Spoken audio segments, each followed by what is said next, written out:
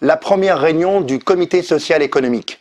Cette première réunion qui se déroule à l'issue de l'élection du comité social économique, on va en parler pour connaître ses modalités.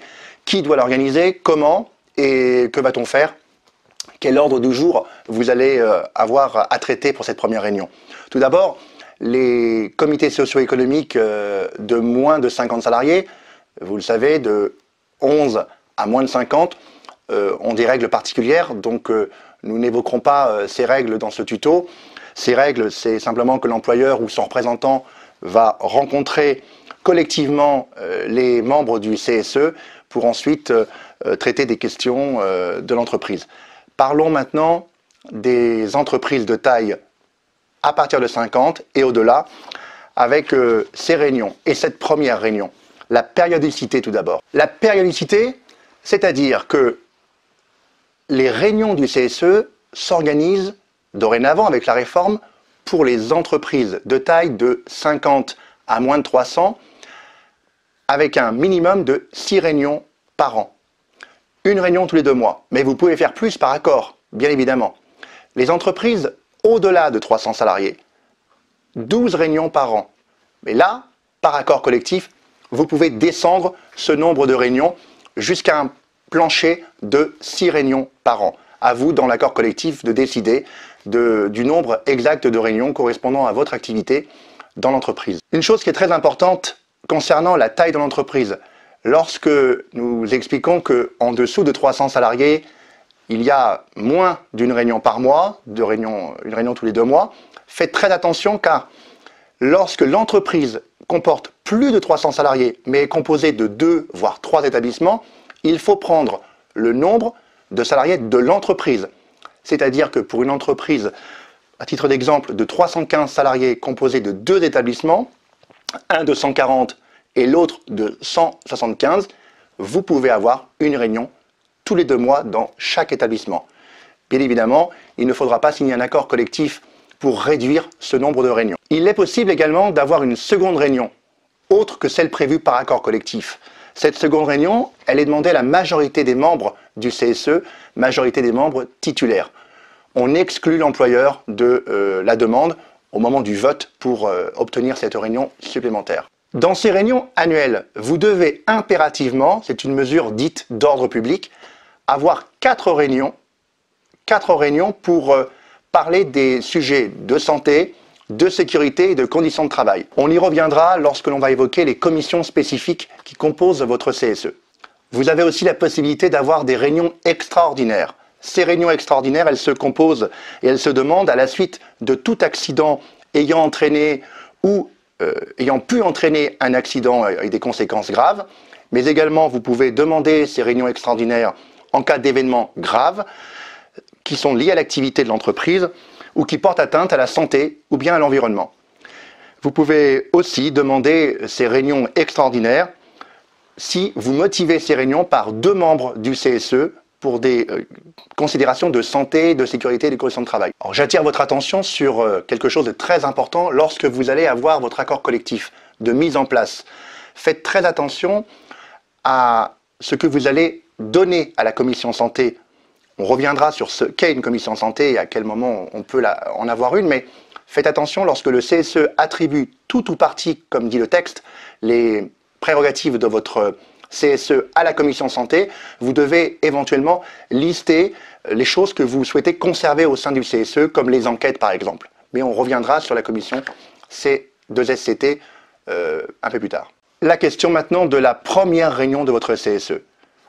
Qui doit la convoquer? Quand? Et quel est l'ordre du jour de cette première réunion de CSE? Alors qui? C'est l'employeur. C'est lui qui a l'initiative de convoquer la première réunion du CSE, puisqu'il n'y a pas de secrétaire. Il prend cette initiative dans le mois de l'élection de votre CSE ou de la réélection des membres du CSE.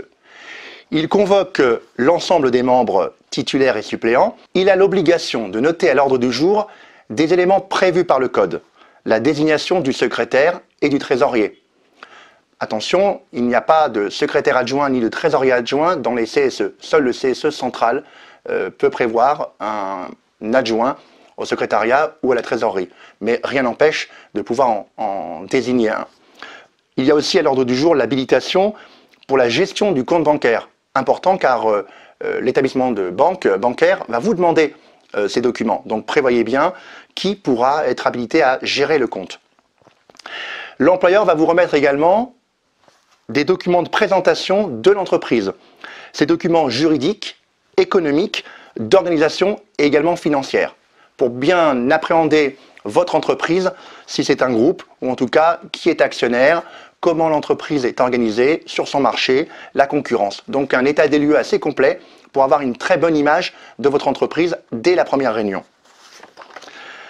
Il y a également un compte-rendu de gestion qui doit être donné par les membres de l'ancienne institution.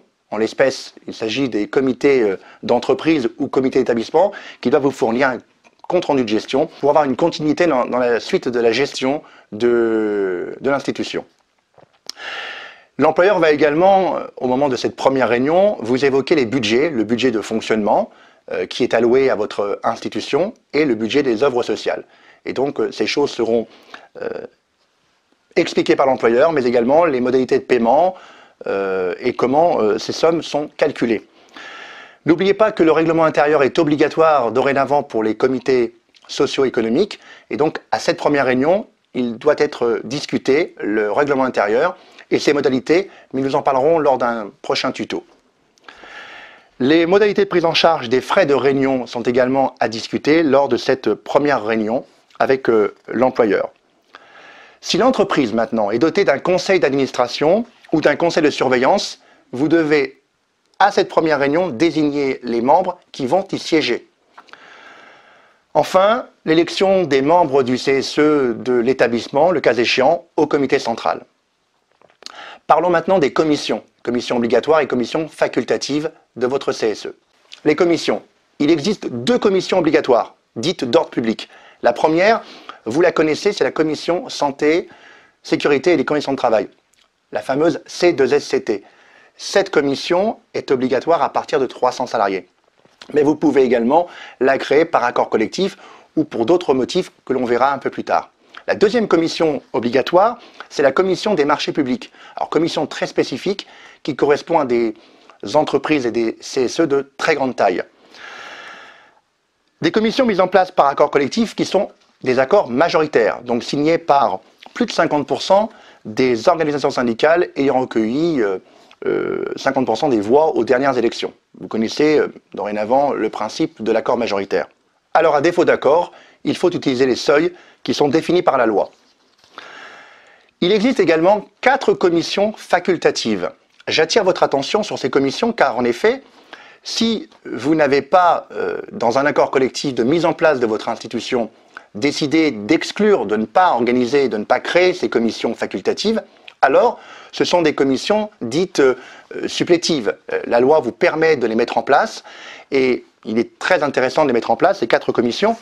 Il s'agit de la première, la commission d'information et d'aide au logement pour les entreprises qui ont au moins 300 salariés, la commission de l'égalité professionnelle pour les entreprises également avec une taille de au moins 300 salariés, et puis la commission économique dans les entreprises également de moins de 300 salariés. Alors, je vous rappelle la règle que j'évoquais juste avant, on parle de l'entreprise. Si vous avez un établissement de moins de 300 salariés, vous pouvez mettre cette commission au niveau du comité central. L'employeur ne peut pas s'opposer à cette création de commission. Alors, qui compose cette commission? Il s'agit d'une part des membres du CSE, mais également les représentants de proximité que vous avez décidé par accord collectif, si vous avez bien prévu de les intégrer au CSE. Mais également, ce qui est intéressant, c'est que n'importe quel salarié peut également être désigné dans ces commissions. Je reviens sur la commission C2SCT, la commission santé, sécurité et des conditions de travail. Cette commission peut également être imposée par l'inspecteur du travail en fonction de la nature de l'activité de l'entreprise, mais également lorsque votre entreprise est composée d'une installation dite classée Céveso. La composition de ce C2SCT, elle est d'au minimum de 3 personnes. Il est important aussi que vous prévoyiez en début d'année un calendrier des réunions de votre C2SCT. Ce calendrier sera à fournir aux personnes extérieures à l'entreprise qui sont membres et invités à cette réunion de CSE sur les points de santé ou sur la commission santé. Le débat n'est pas encore vraiment tranché à ce sujet. Donc, ce calendrier prévoit les réunions et vous devez impérativement prévenir l'inspecteur du travail, l'agent de contrôle, le médecin du travail et l'agent de contrôle de la CARSAT des dates des réunions au moins 15 jours avant pour leur confirmer la tenue des réunions. Vous devez prévoir un calendrier. L'employeur doit, avec vous, définir pour l'année complète le calendrier des réunions du CSE, mais également des commissions de santé. Car, nous l'avons dit, 4 réunions de CSE sont définies par an sur les questions de santé, de sécurité et des conditions de travail.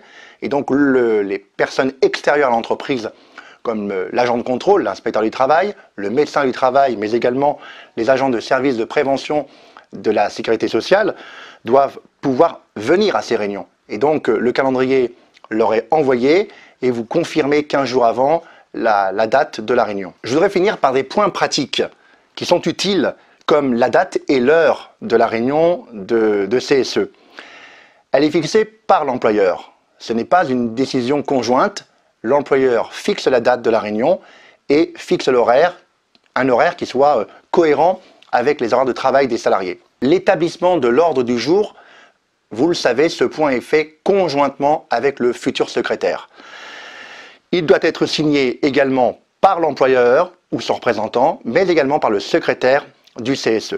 La convocation envoyée par l'employeur avec l'ordre du jour, donc ce deuxième document qui est adjoint, est envoyé par l'employeur 3 jours au moins avant la date de la réunion. Alors il peut le faire par courrier, il peut le faire également par envoi électronique. Il n'y a pas de formalisme de prévu. Voilà, maintenant vous êtes armé pour votre première réunion de CSE.